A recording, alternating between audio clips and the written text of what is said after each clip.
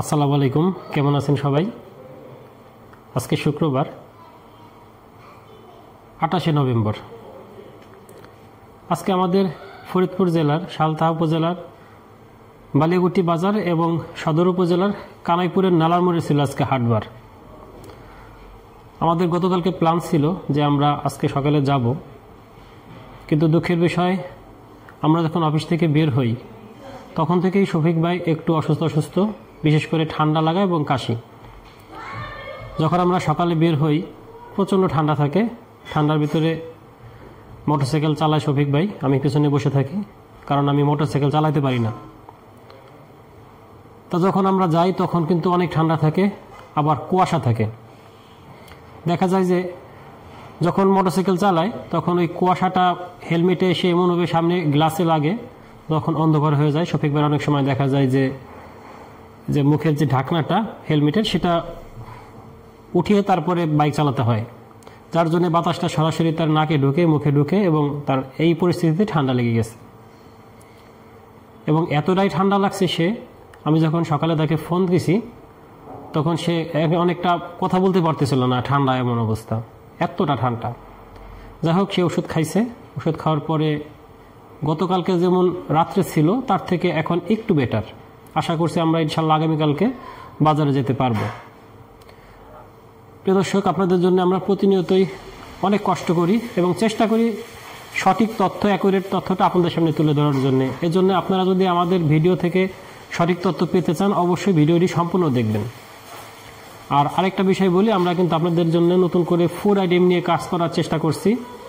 দেশি মাছ, হাঁসের মাংস, দেশি মুরগি, ঘি, মধু এবং খাঁটি খেজুরের গুড়। খেজুরের গুড় কিন্তু বাজারে অনেক পাওয়া যায় এবং অনেক কম দামে পাওয়া যায়, এবং অনেকেই বলে কম দামে অরিজিনাল চিনিমুক্ত গুড়। আসলে এটা কতটুকু সত্য সেটা আমরা খুব শীঘ্রই আপনাদের সামনে উন্মোচন করব এবং খাঁটি গুড় আপনাদের হাতে তুলে দেওয়ার চেষ্টা করব। প্রিয় দর্শক, এখন আসি বাজারের কথায়। আমাদের প্রিয় আব্দুল খালেক ভাই, তাকে ফোন করছি আমরা, তিনি আমাদেরকে তথ্য জানাইছেন পেঁয়াজের তথ্য, এবং তিনি বলছেন যে গতকালকের তুলনায় পেঁয়াজ আজকে মনে 200 টাকা বেশি। তাহলে গতকালকে যদি আমরা 4000 টাকা ধরে আজকে 4200 টাকা নর্মালি হয়ে যায়।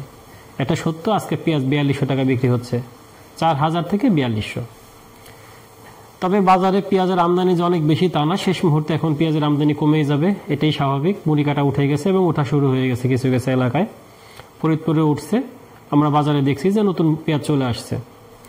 তবে এই সময়টায় একটু পেঁয়াজের সংকট থাকে স্বভাবতই, যে মুড়ি কাটা খুব উঠে না, আবার পুরান পেঁয়াজটা খুব থাকে না। ঠিক এই সময়টায় দামটা একটু বৃদ্ধি পায়, এবং সেই বৃদ্ধির প্রবণতা এখনও যে খুব বেশি অ্যাভয়েড করতে পারবো তা না, বৃদ্ধি পাওয়া শুরু হয়েছে এবং 4200 টাকা হয়ে গেছে। আর তবে আমরা চাই যে পেঁয়াজের দাম আর না বাড়ুক। যদি এর থেকে বেশি বাড়ে তখন কিন্তু সাধারণ ক্রেতাদের জন্য সমস্যা। কৃষকরা মোটামুটি যে দাম পাচ্ছে তাতে তারা খুশি এবং আমরাও খুশি। আর সার নিয়ে যে সমস্যাটা, সংকটটা এখনও আছে, এটা সরকারের নজর দেওয়া উচিত। সরকার কিন্তু ওইভাবে কড়াভাবে দেখছে না। আর আমাদের বিশেষ করে মূলধারা যে মিডিয়া, তাদের কাছে অনুরোধ, তারা কিন্তু এই বিষয়টা নিয়ে ফলো করে প্রচার করতে পারে। যদি আমাদের মূলধারার মিডিয়াগুলো ফলো করে প্রচার করে এবং কৃষকের পাশে একটু দাঁড়ায়, তাহলে এই সারের সিন্ডিকেটটা ভেঙে যাবে। কৃষকরা ন্যায্য মূল্যে সার পাবে, এবং কৃষকরা যদি ন্যায্য মূল্যে সার পায়, সহজ মূল্যে সার পায়, তাহলে কিন্তু উৎপাদন খরচ অনেক কমে যাবে। আর উৎপাদন খরচ কম হলে পণ্যের দাম স্বভাবতই কমে যাবে। আর পণ্যের দাম কমলে সাধারণ ভোক্তা, আমরা সারা দেশে যে মানুষ আছি যারা উৎপাদনের সাথে জড়িত না, তারা কিন্তু স্বল্প মূল্যে বিভিন্ন পণ্য, কৃষি পণ্য বিশেষ করে আমরা ভোগ করতে পারবো। তাই আমাদের সবাইকে একসাথে কথা বলতে হবে এবং সারের যে সিন্ডিকেট সেটা ভাঙার জন্য সরকারকে চাপ সৃষ্টি করতে হবে এবং সরকারেরও যথাযথ ব্যবস্থা নেওয়া লাগবে। হ্যাঁ, সরকার কিছু ব্যবস্থা গ্রহণ করছে, কিন্তু সেটা নামমাত্র এবং কাগজে কলমে এবং অনেক ধীর গতিতে।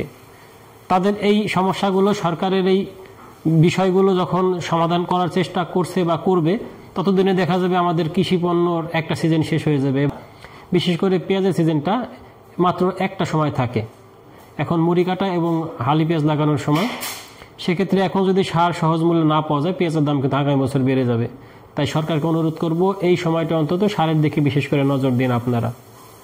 আর কৃষক ভাইদের বলবো, শেষ মুহূর্তে এসে আপনারা কিন্তু মোটামুটি একটা দাম পাইছেন এবং আশা করি আপনারা আরও বেশি বেশি উৎপাদন করার চেষ্টা করবেন। ধন্যবাদ সবাইকে, আল্লাহ হাফেজ।